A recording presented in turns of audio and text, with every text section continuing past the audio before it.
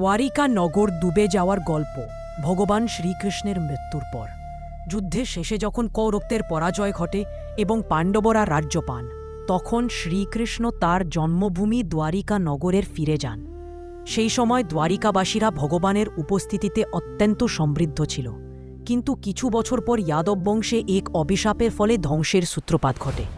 একদিন কিছু যাদব যুবক ঋষি দুর্বাসা ও অন্যান্য মহর্ষিদের সাথে মজা করে মিথ্যা বলেছিল যে এক যুবক গর্ভবতী এবং তার পেটের সন্তান কেমন হবে জিজ্ঞাসা করে।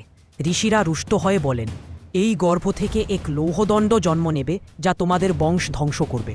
ভীত হয়ে যাদবরা সেই লৌহদণ্ড গুঁড়ো করে সাগরের ধারে বালিতে ফেলে দিয়ে, কিন্তু সেই বালি থেকে জন্ম নেও এক ধরনের আগাছা বা ঘাস, এরা কাজা পয়ে একে অপরকে হত্যার অস্ত্র হয়ে ওঠে। এক সময় যাদবরা সাগর পাড়ে ভ্রমণকালে মদ্যপান করে ও একে অপরের সঙ্গে ঝগড়ায় লিপ্ত হয়। সেই এরাকা ঘাস দিয়েই তারা একে অপরকে হত্যা করতে শুরু করে। এইভাবে শ্রীকৃষ্ণের যাদব বংশ প্রায় সম্পূর্ণ ধ্বংস হয়ে যায়।